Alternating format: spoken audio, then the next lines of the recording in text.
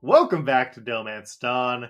I am Luke, he, him, sometimes they, them. This is the podcast where we talk about The Simpsons and One Piece.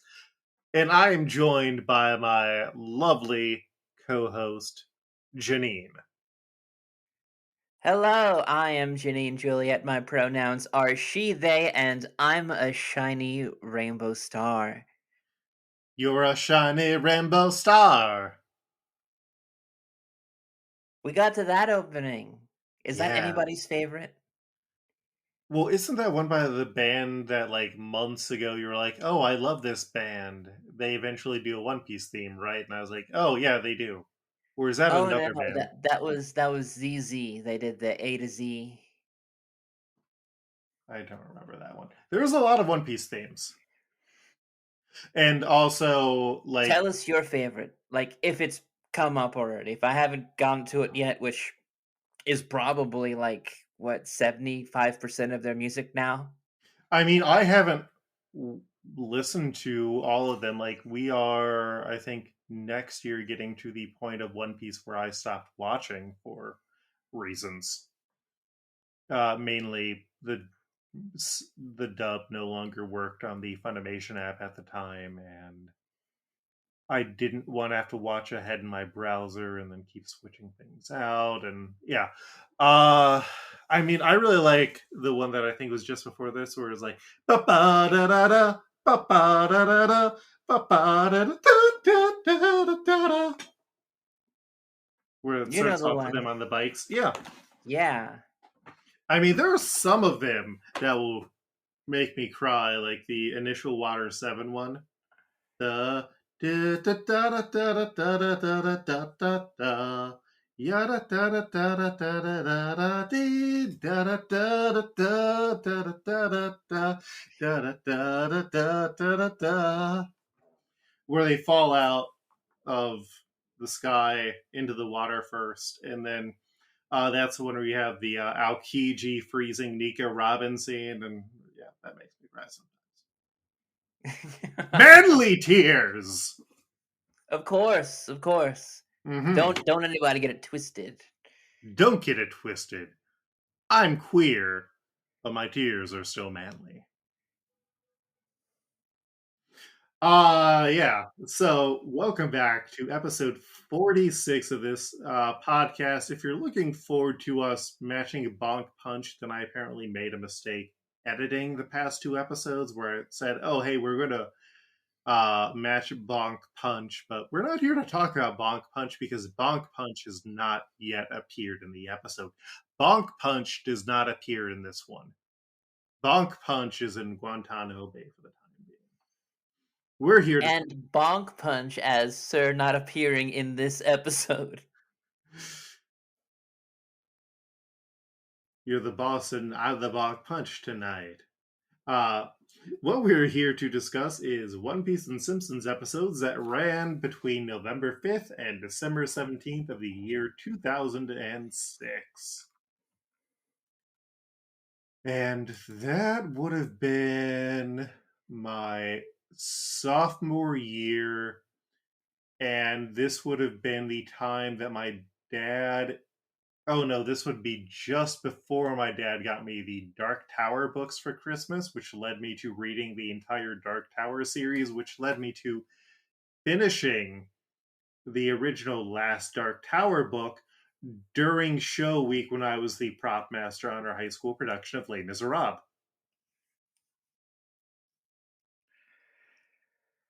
I was really good at delegating. Okay. Uh-huh. Different time of my life for me. This is the part of my life where I almost joined the army, but backed out at the last second. Wow, what a apt thing that will be relevant to episodes that we bring up tonight. I know. I lost my fucking mind when I saw that. I was like, oh my god. If I saw this before then, it probably would have changed absolutely nothing. It was gonna pan out the way that it panned out, and I'm glad that it did because I don't think it would have made me a better person. And you got to be honest that sometimes you can look at a kid and be like, "Oh yeah, the armies would fuck that kid up." Hmm. I mean, I'm more worried about the people who wouldn't be changed by the army, who the idea of killing another person and serving imperialist goals is just like, yeah, this is what I've been shaped for. This is what my education has brought me to. This is what my family life has brought me to. I am a killing machine who is going to pay off college if I can ever actually go to college, if I can survive this hellscape that I'm entering into. Wow, did we just watch that episode again? Because I feel like I did. No, we specifically watched episodes that ran between November 5th and December 17th of the year 2006. The first one of these is Treehouse of Horror 17, which includes Married to the Blob, where Homer eats a goof from space and then starts eating everything, turning into a massive blob monster, but then he feels bad, and so he eats the homeless people to help the city. It's a bad one. It's terrible. Holy shit. Like, this is the Boar episode, but it's also like a lot of other things. And Yeah. it's so fat phobic, so like The Simpsons has made its stance on what they think of unhoused people before, and you've heard me complain about it, and you'll hear it again because this is kind of fucked up, dog. Like you It's it's the mid 2000s. The housing crisis hadn't happened, or the housing crash hadn't happened yet, Janine. Those people chose to be poor. They aren't supporting our war on terror enough. America, freedom.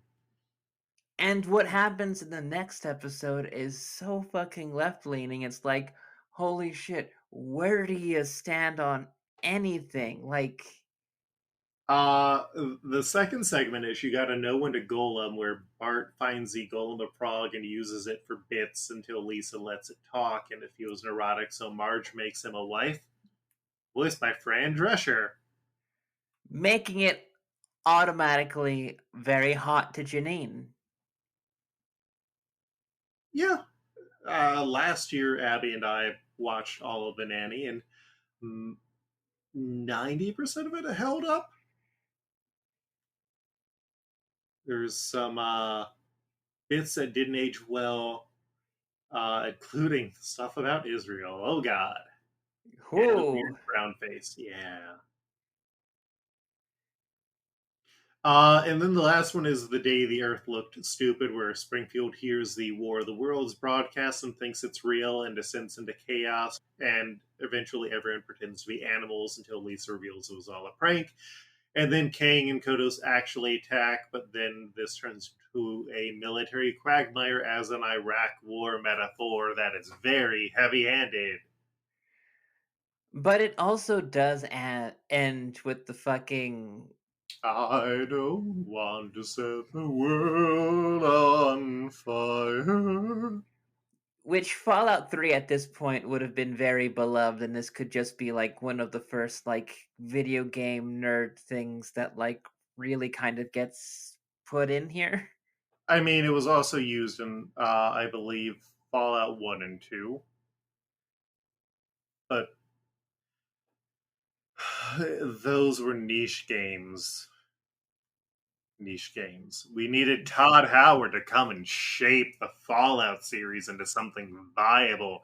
Todd, you fucking coward, release Fallout 3 in New Vegas on the Nintendo Switch. I see you continuing to sell Skyrim, you fucking coward. Todd Coward. I want a way to play Fallout 3 in New Vegas without needing to get a computer. My You computers know, are for podcasts and work. valid. I'm not gonna complain on that. Like, I don't want to have to. Okay, the only way that I feel like that is because I don't have a Steam Deck. If I had a Steam Deck, like I'd change my tune fucking fast. Oh, yeah, no, Abby has been like, hey, Luke, do you want a Steam Deck? And I'm like, I would love one. It would probably be a bad idea. But the Okay. Nintendo Switch is a friend. God, giving me access to actual computer games would be a bad idea. But I would recommend Cassette Beasts. It's fun and queer. The next episode was GI No or GI where Army recruiters decide to pre recruit elementary school students, and Bart signs up. Homer ends up enlisting when he tries to get Bart out of the military, but Homer kind of fails out and gets left behind to work in the war games as the opposite side and ends up leading the war games into Springfield proper, where he stays on the run. Marge ends up uniting the townspeople to get the army drunk to end the games, and Homer gets to just work as a military recruiter. This goes full on Looney Tunes, It does. which the beginning part, the recruiting elementary school students, was too fucking real, dog. Yeah, I mean, like, I gotta be honest, like, Did it it, make you want to join? no, it, like, almost made me, like, in real life mad about all of that shit, Mm-hmm. that I had to, like, sit down and just feel like, "What the fuck are you gonna do? It's been almost 20 years since thing was aired, like, what the fuck? It's done. It's so far done that, like, people do not remember it." So I was just like, okay, fine. That's what things were then, and like kind of the reality that we face now. And I have to sit here with the idea of it in my head, and I don't know. Like, I get it. It's hilarious, but it's also kind of like Dark. frustrating. Uh-huh.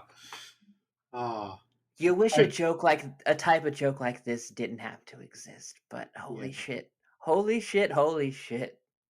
The good news is that eventually we will have a use for the deadly hurricane that the military blows up in that commercial. One Piece. The next episode was Mo Na Lisa, where Homer forgets Mo's birthday fishing trip, and when Mo shares his pain in a letter, it inspires Lisa. She helps Mo arrange his writing into a poem and gives him the title, which gets published, and Mo is invited to the Word Love Festival, and he invites the Simpsons.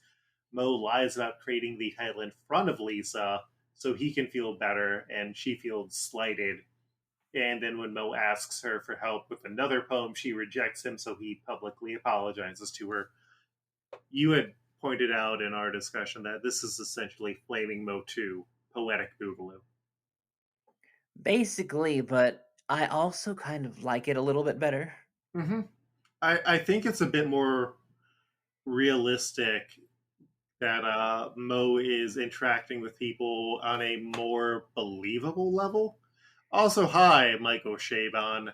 I like your book that I've read. You know the one. Yeah, The Adventures of Cavalier and Clay.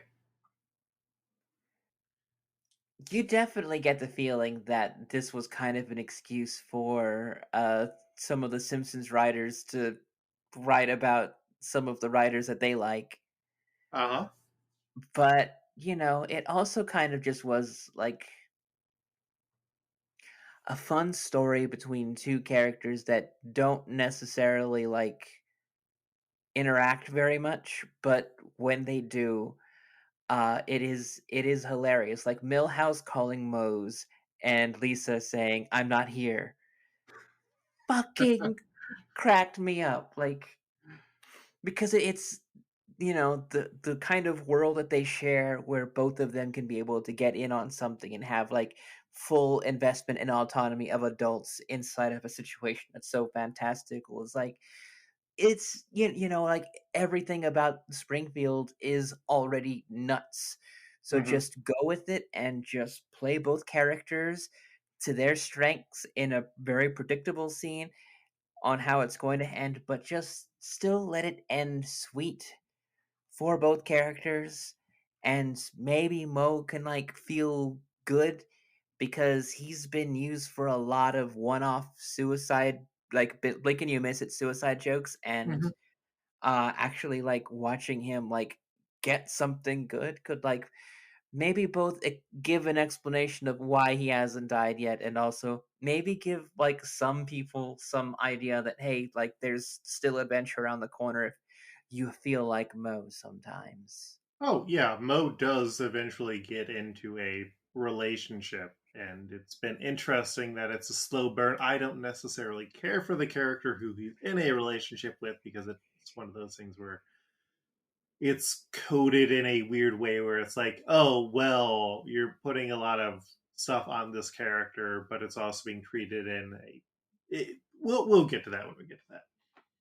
The next one is Ice Cream of Margie with the light blue hair, where Homer kills the ice cream man and takes over his truck, and Marge starts making sculptures with popsicle sticks while searching for meaning, which earns her attention and an art show. Homer promises to go to her show, but gets distracted and ends up destroying her statues and the ice cream truck. And Homer gives a genuine apology when he recognizes what he did was wrong, and I think that he kind of earned it more this time. Like Yeah, I I mean, I think that Marge expecting Homer to be there as soon as her event started was maybe a bit. I don't want to say it's unrealistic, but I kind of want to say that it's unrealistic. Like we know what to expect from Homer at this point, but like if he hadn't felt that pressure, he wouldn't have ended up crashing the car and destroying everything. yeah, I mean, I find that I like this one in the long line of Homer fucks up and has to make it better, because it actually like he doesn't get the instant like hand Hmm. wave. Okay, everything's better. Like you see him squirm for a while, and what we really needed to see this straight white man just squirm like the little worm that he is. Squirm, I like a worm. Um, because he does not like deserve the queen that Marge is, Hmm. and like I don't know. Maybe I'm saying that because like I don't know milfs, but right now I think that a person who's very turned on by middle-aged women. Okay, yeah, so maybe that might be a factor. Get off my dick. But like you, yeah, I do get a sense that like he earned it, and like the kind of thing that Marge did too. Like I found was like really cool. Like she took that pain that she was feeling and she made art out of it, of the person that she wanted to show that she had that love, and that was I don't know like I feel a lot for Marge in the past few episodes where stuff like this happened, and the fact that like she fucking caved so easy. So just getting to just show that they have this kind of a thing. I don't know, kind of feeling like it's starting to show some healthier relationships break through. Like, we are we are getting to the end of jerk ass Homer. Like I can't wait. I can't wait. we've got the movie coming up in a few episodes, and that I think are the real gems described as the exorcism of jerk ass Homer. Ooh. The next episode is the ha ha couple. Marge forces Bart to go to Nelson's birthday party where he got everyone else to boycott it, and Nelson decides that Bart is his best friend. So Bart takes advantage of the benefits. And then when Nelson catches Bart hanging out with Milhouse, he gets angry and Bart tells Nelson to leave him alone. And Nelson really feels hurt because he was taken advantage of, and he and Bart like come to this understanding. Also, the B plot is about Homer getting into a Harry Potter analog and then reading ahead of Lisa, and he doesn't want her to find out the truth when a character dies, which is kind of sweet. But Oh boy, did this one make me feel feelings about kind of toxic friendships and kind of how people can use each other and yeah. Oh golly, oh golly. Yeah, this one, who, I expected a much more simpler wrap up from the Nelson and Bart plot. But because it hit a lot of points that you would see in The Simpsons, where it's like, okay, long movie reference, a couple of jokes, Mhm. and like you could be able like to real world analog talk between kids. I don't know, but by the end of it, it was like, oh no, hey, wait, no, they're actually like talking about their feelings and shit, and like actually coming to grown up conclusions about where they stand as people. And Yeah. Bart just has to sit with like the knowledge of what exactly he does to a person. And that's just fucking like, It like not every toxic relationship is a two-way street, but I think this one definitely was where Nelson was putting out an expectation of what a best friend was and Bart was willing to exploit that. And I mean, I have been on the side of both feeling exploited and I think being the exploited person and like even switching between that and a relationship in the past that kind of ruined a friendship or has kind of made me since kind of question was there a friendship at that point or at like any point or was it sort of the childlike friendship of it's like oh hey we both like the same things we should like hang out together and oh that is something that I kind of came to some realizations about while I was on vacation so ah thanks Simpsons. I also do think that the ending, ultimate ending, with the Homer and Lisa plot, uh, was like the most in character thing for the both of them, but it did kind of like give them both a moment to like have that good, you know, have that good time to show that, hey, like this family actually does love each other. And for Lisa to at the very end actually like pull out another copy, read the end just to make sure, just to see what it was, and just says that she loves her dad's ending Ending better. more. Mhm. Like, holy shit, dog. Like, The Simpsons is getting good. She like cares about the truth but also respects the gesture and understands it because like Homer point blank asks her hey would this devastate you if bad things happened and she's like yeah it would and it's a wild thing for him to do but a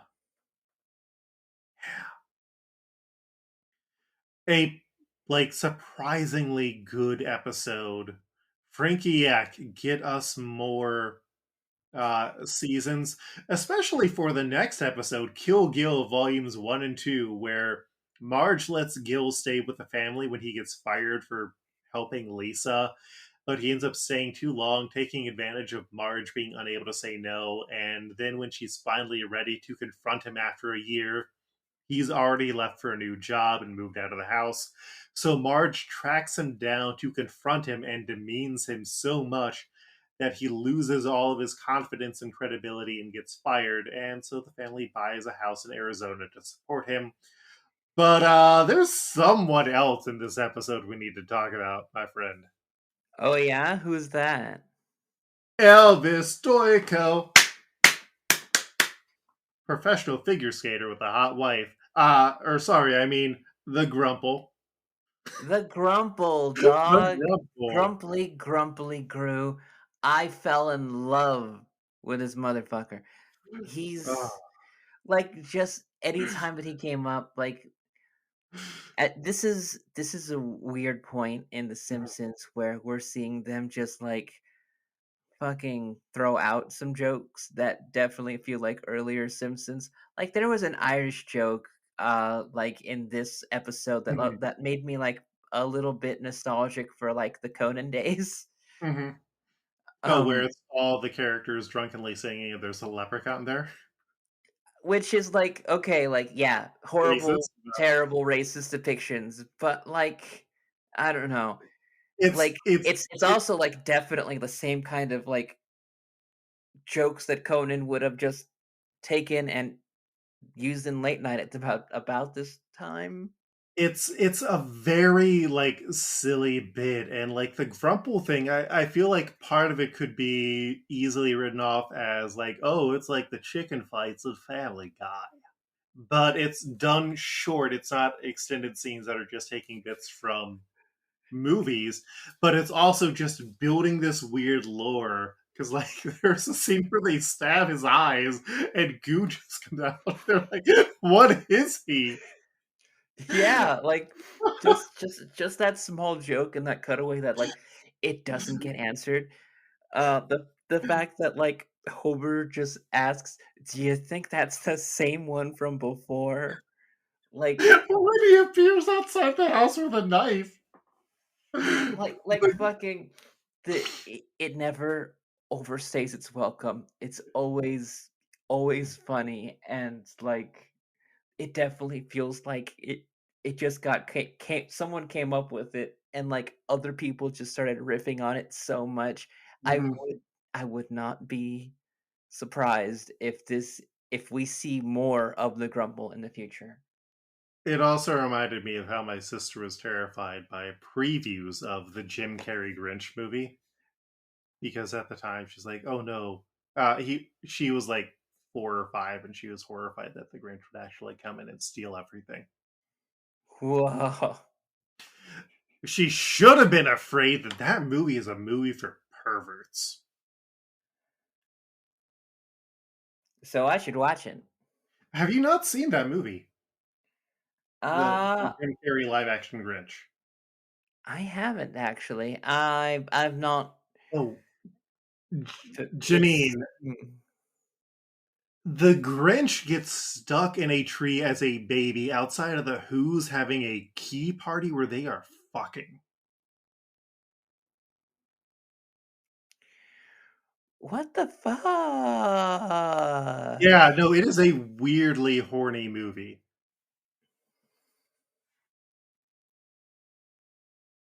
Dahu Dore. But yes. So I think, like, except for the Treehouse of Horror, all of the episodes had something that we really enjoyed. And even the Treehouse of Horror just really had Married to the Blob, which was a bad segment. New characters that we can use now include the Golem of Prague, J. Jonah Jameson. I love that they got his face. I'm blanking on his name. J.K. Simmons? Yes, J.K. Simmons. We now can use Spider-Man and Doctor Octopus, Mr. Mooch, the Grumple, Elvis Stoikel, the 50-foot Lenny, Big Band Stew, Cyborg Mole Man, Millhouse's Mannequin, a Paper Simpsons family, Air Tank Octopus, Matrix Poochie, Oh and god. more. I can't wait to use Matrix Poochie for something. I can't wait to. Uh, yep. Mentally, my brain was like, "Oh, I know who we can use Matrix Poochie on." Ooh. But don't Yeah. forget, we also have Dr. Phil, so I'm also excited to find somebody somewhere for Dr. Phil. Forget Doctor Phil. We can use Captain Crunch. That's I right, mean, a captain. um, we got a few military people in this one, which will be great coming up. because we need more military people. But we've spent like a half hour kind of just shitting around, and it's been great. So much for a very short episode. We also watched episodes 284 through 290 of One Piece. Are you ready? Yep. These episodes include The Blueprints Aren't Passed, Frankie's Decision, Retrieve the 5 keys. The Straw Hat Crew versus CP9. Power of the Devil Fruit, Kaku and Jabra transform. Even when I die, I won't kick you. Sanji's manly chivalry. Fukaro's miscalculation. My cola is the water of life. Zoro's new technique explodes. The katana's name is Sogeking. Uncontrollable! Chopper's Forbidden Rumble! You got me with the Zoro's technique robot voice. As the Straw Hats prepare to fight As the Straw Hats prepare to fight CP9, Spandam flees, bringing Nico Robin along with him. That is when Frankie pulls out the blueprints for the ancient weapon Pluton and tells Robin she can't be a monster because Spandam and the people who would use the ancient weapons are the real monsters. Promising to make sure that Robin will be safe so her knowledge can't be weaponized without a counter, he burns the Pluton blueprints, which is fucking badass. It's fucking badass. I love it. Are you shipping the two of them? I don't know. Yeah. It's a popular ship. Meanwhile, Granny Kokoro was able to get Rocket Man running again, driving it through the courthouse where Chief Justice Baskerville turned out to be 3 people. Yeah. Basker and Ville. Which, did you see that coming? I don't know. Like, I guess It's also been did. a while. Yeah, I think we did cast 3 separate people as them instead of one thing that had 3 heads. Yeah, I don't remember who we did. Oh god, we have so many filler ones. Baskerville was Who, Hot, and He. Ah. And then Granny Kokoro drives the train through Chief Justice Baskerville.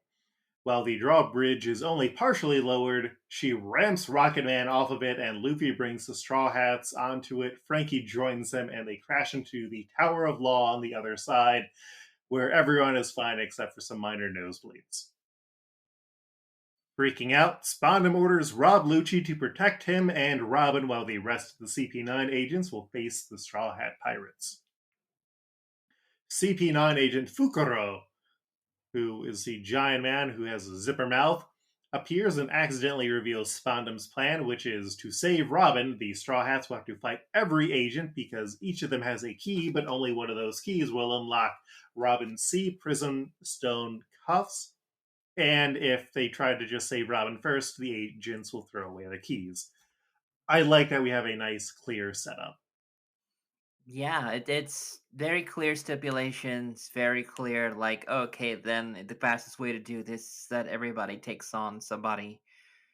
And, like, I don't know, like, I like that it starts off clean, though, because it definitely doesn't end up clean. Oh, no, it's going to be the kind of inversion of the last arc that we saw where everyone mostly stuck to one enemy. Luffy, meanwhile, heads off after Rob Lucci and the rest of the Straw Hats split up to fight the other agents. Meanwhile, Chimney and Gonbei, those sweet little freaks, find the secret passageway where Spandam headed with Robin. Zoro stumbles onto Kaku, who reveals that he's the strongest swordsman in CP9, and as the two start fighting and are evenly matched, Kaku decides to reveal his new devil fruit power, the Oxax fruit giraffe model, and turns into a giraffe. A fucking giraffe. Mm-hmm.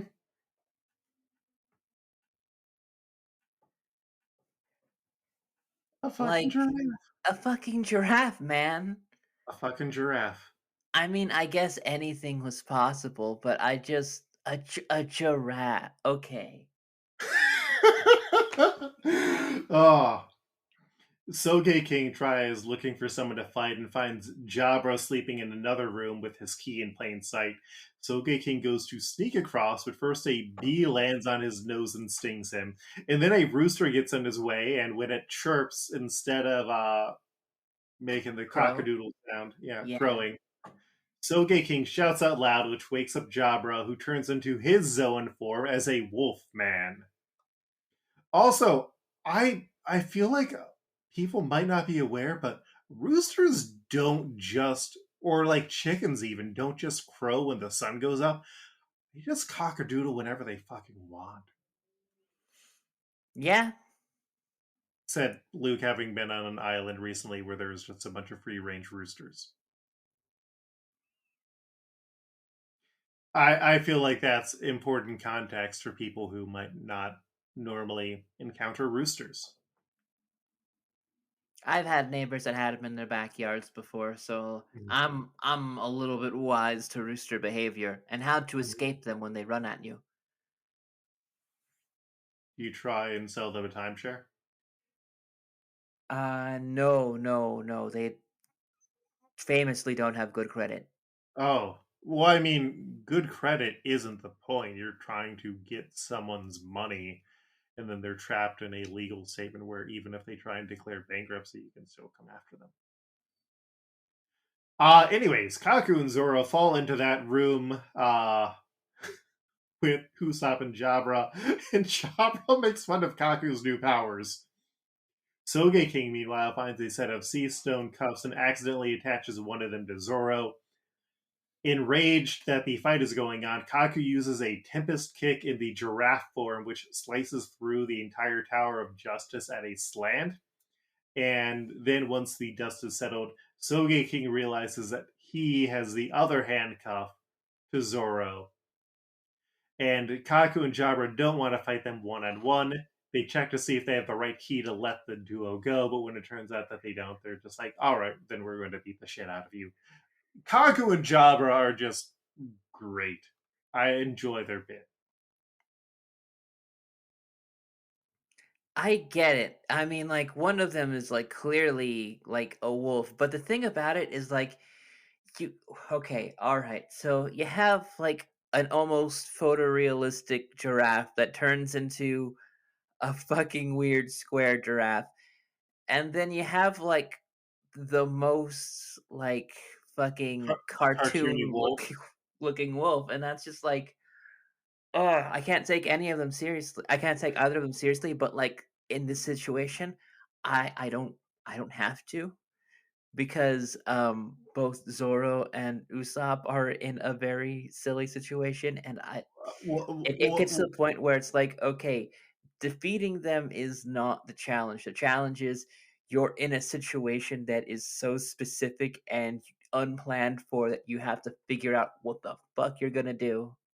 Janine, excuse me for a moment. Usopp isn't here. Usopp left the crew. Soge King is here. Usopp and Soge King aren't the same. Let's keep going. Chopper hears Soge King screaming and finds Zoro and Soge King being chased by Jabra and Kaku, and they ask Chopper to go find Key 2. Sanji, meanwhile, stumbles into a bathroom where Khalifa is waiting, and it starts to just get very horny. Sanji helps Khalifa prepare tea the correct way before he remembers what he's doing after he's had 3 cups of tea. Khalifa starts fighting Sanji, but he acts defensively because he won't hit a woman, and so she hits him in the balls and then continues to take advantage of his chivalry before she decides to activate her mysterious power. Nami gets stopped by Kumadori, who just keeps delaying things before he starts tangling Nami with his hair. Nami runs away, but she gets caught again. Luckily, that is when Chopper interrupts and rescues Nami and explains the whole key situation. And that is when Sanji falls from above looking weird and shiny with his power drained, and Nami figures that he ended up fighting Khalifa and lost because he won't kick a woman, and she rightfully calls him stupid and decides she'll have to take down Khalifa.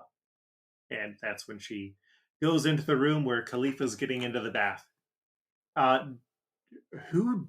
What do you think Khalifa's power is? I've got no fucking idea, dog. Like I've been trying to think about that this entire time, and like I'm just drawing a blank. I can't think of anything.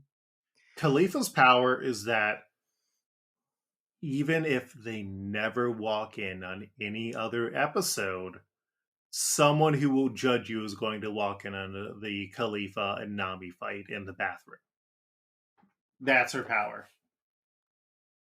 It's just going to be, oh, you're walking in on the one horniest fight that we've had here. Sure. That's how it shakes out. That's what we're getting for fucking Christmas this year. We're getting horny shamed in CP9. Okay. Chimney and Gonbei return to tell the pirates about the secret passage, but they end up finding another secret passage that actually leads out to where Luffy is currently drowning in the water. They rescue him and lead him to that passage, and then get to a door where Spandam went through, but it is now locked. So Luffy activates a new technique to open the door, a third gear. And the shock of the attack causes the top of the Tower of Justice to slide off more, but the doorway is opened and Luffy is now incredibly small. You getting excited? We're getting 2 Super Saiyan levels in a single arc. Okay. I mean, I've no context for it besides it existing, but like I assume that it exists further than this now. Oh, yeah, yeah. The true powers of the Gum Gum Fruit have been revealed. They Mm. finally got revealed last year, Mm.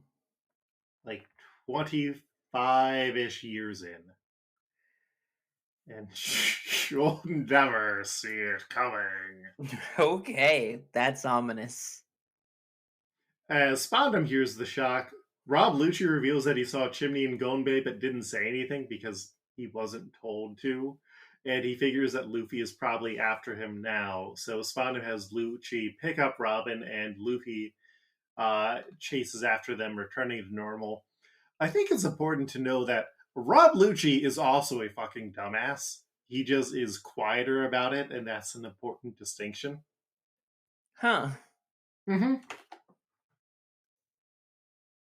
Frankie, meanwhile, needs to get to the kitchen for more cola when Fukuro gets in his way. Frankie tries punching him, which causes Fukuro to hide, and he ends up tricking Fukuro into becoming visible. But Frankie keeps having to use more of his cola energy, and he can't hit as hard. Eventually, it spills into the kitchen, where Chopper and Kumadori also spill in, but Chopper uh, ends the 3-minute period. He can use his Rumble Ball, and he just has to use the last of his strength to lock Kumadori in the fridge with all of the soda, which is a great bit. Like, I love a good bit.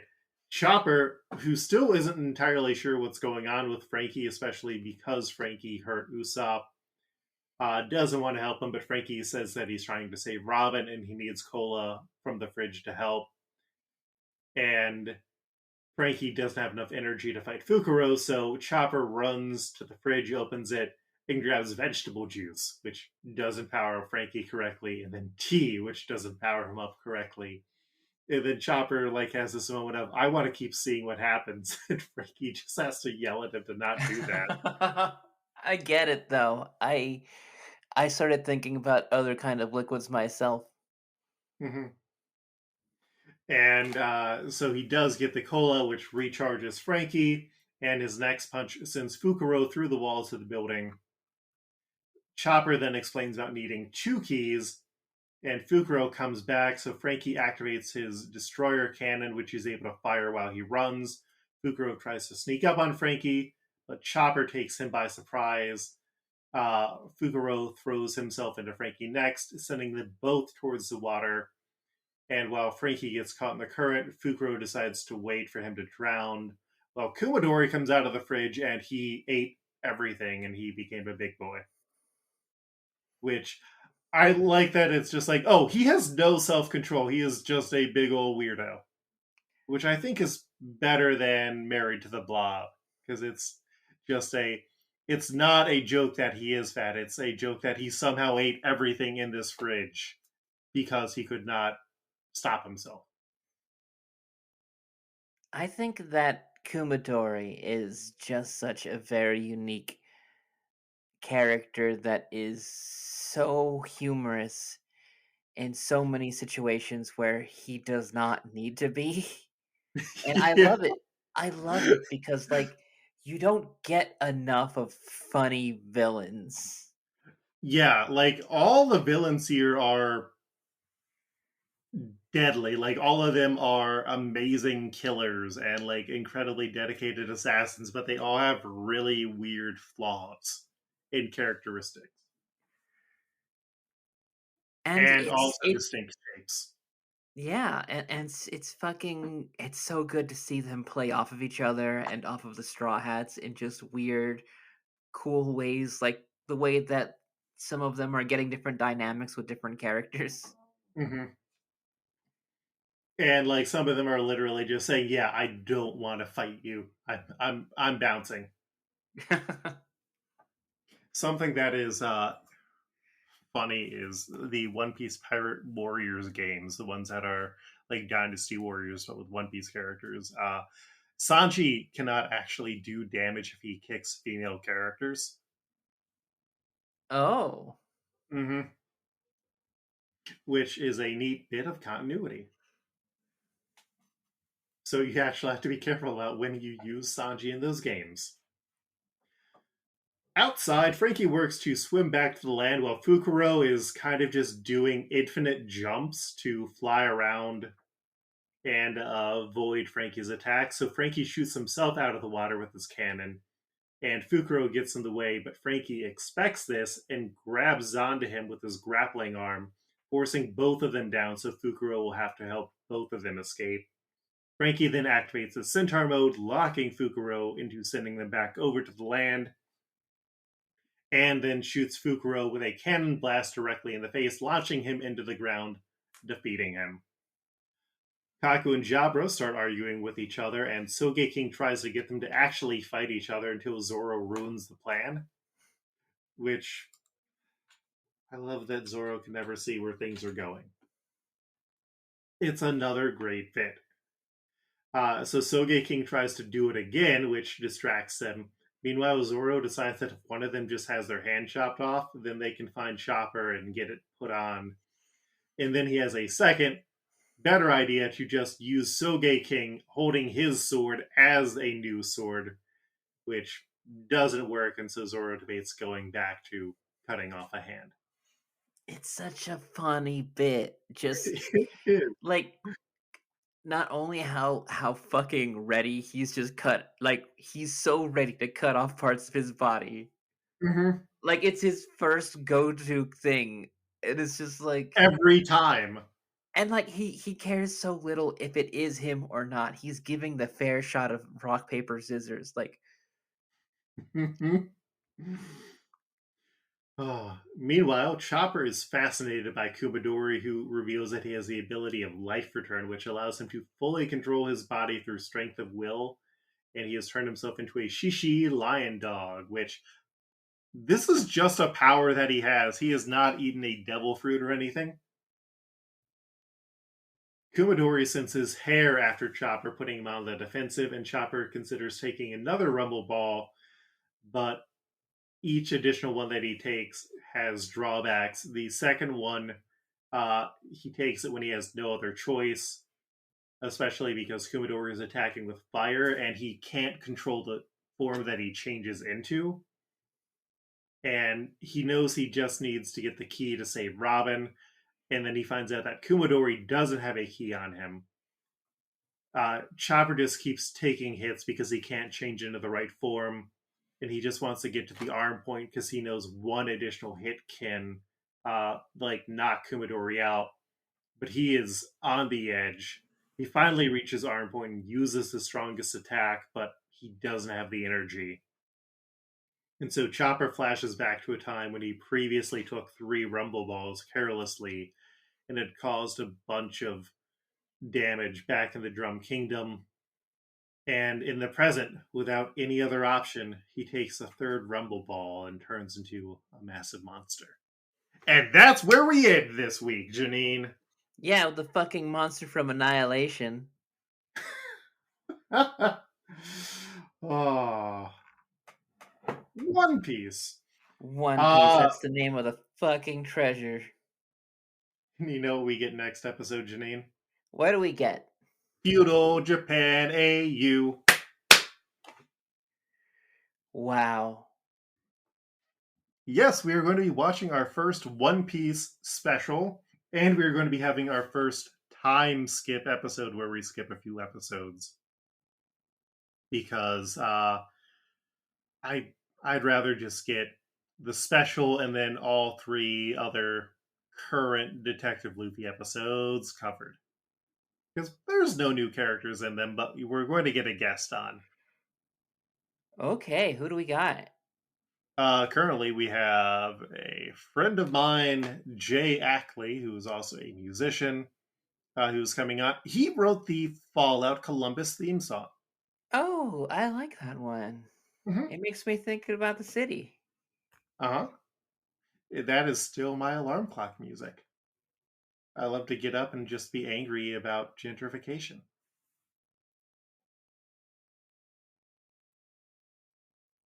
On a wave of gentrification. One Piece. So, yeah, no new characters next week, but we did Pere, pere, pere, pere, pere. Pere, pere, pere, pere, pere. Get Pere, a pere, character pere, pere, in, says pere. Luke, trying to get to the Pere, pere, pere, right pere, pere. uh, Pere, pere, pere, pere. Discord channel. King Atticus on our Discord, which you can feel free to join, or you can send emails or whatever, or Blue Sky messages, wanted to know, what are your hopes for live action One Piece Season 2? I feel like we're probably going to get everything from Logue Town into Alabasta, or we're going to get Logue Town through Drum Kingdom, and then Alabasta will be Season 3, but that kind of seems a bit less likely.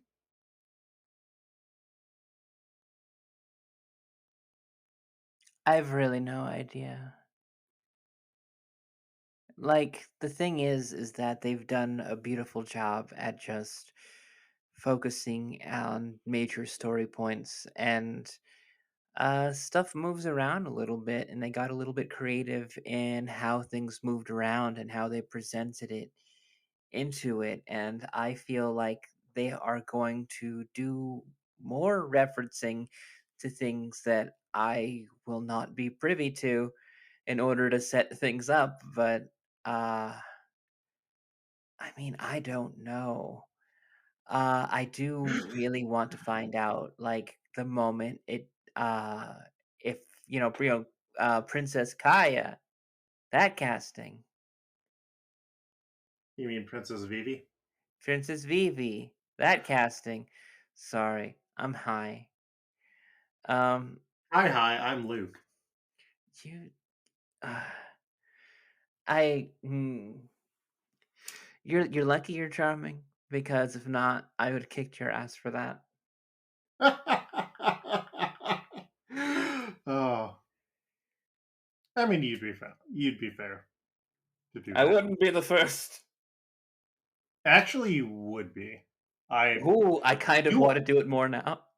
do I seem like a person who gets into a lot of fights? Like physical Ooh. altercations? You're right. You've never been bullied before. I have the advantage. Oh, no, I have been bullied. Oh, I damn it. just had a devious technique. that I invoked, which was, hey, Stinkland. let me talk to you. I want to kind of understand why you're bullying. We could be friends instead. I want to be a good influence in your life.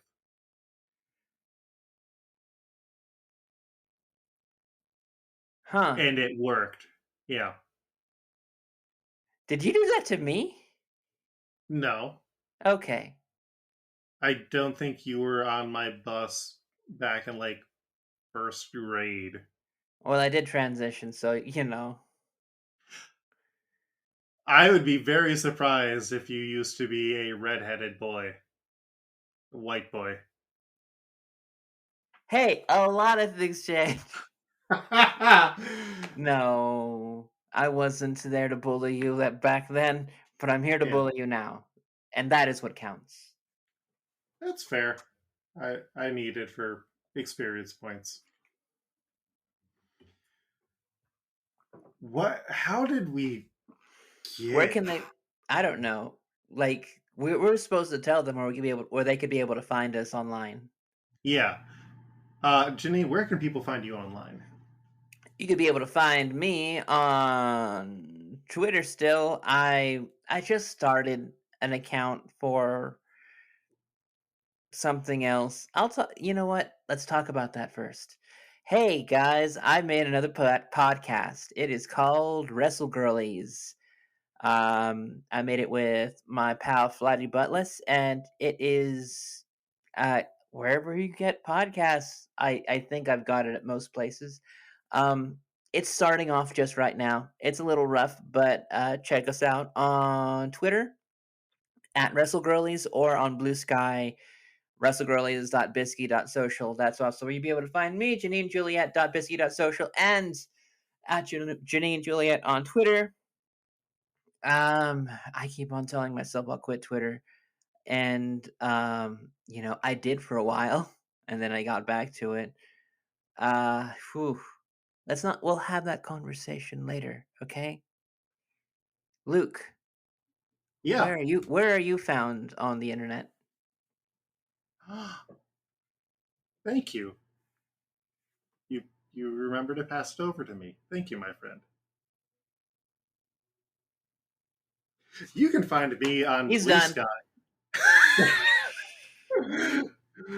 God, we I'm can never joking. have I'm James sorry. Leeds come to this podcast. No, I do normally have the gap, and then it's like, and you can find me. So I did appreciate you remembering to say, hey, Luke, where can you be found? You can find me on Blue Sky at Coltreg, KOLTREG.com, or it's not .com. Fuck, I'm tired now. You can find me on Coltreg. You can, fuck. Coltreg, KOLTREG, or LukeHair.com, though I haven't updated that in a while. You can also find me on Discord at Coltreg if you want to add me, and then I'll just say, hey, you should join the Discord for this show, or you should join the Discord for Are You Afraid of the Dark Universe, where I've written 2 feature-length scripts for movies, and we've done readings of them, and it actually feels really rewarding because I get actual like feedback on something that I have produced that I put my own heart and thought into, as opposed to just writing recaps of TV shows like I do here sometimes. But I do take a lot of pride in the recaps that I write. So, anyways, you can find our cover artist currently working with us, Mike Patton, at Patton Pending, PattenPending. If you follow his Instagram, he will always happily share the new covers. And I really liked the one that he did for the last SBS episode. DohMance just exists on social media as a Blue Sky. There's also the Facebook where I'm slowly remembering, hey, I can just use this to post the new covers onto the Simpsons meme pages that I'm on. That way they don't get mean about me not having created the content. But if you did come from like Thrill House or one of the other Simpsons meme pages, welcome aboard. I'm very happy to have you there. I don't make enough memes. Or at least I don't share the memes that I make because a lot of the memes that I make are very One Piece spoilery. That wraps us up. In 2 weeks, we are going to be covering Detective Luffy, where he's going to try and find out what happened to Mewtwo and look for his dad. And he's joined by a tiny Pikachu, or something like that. We'll see you then. Smooth sailing. Ahoy hoy.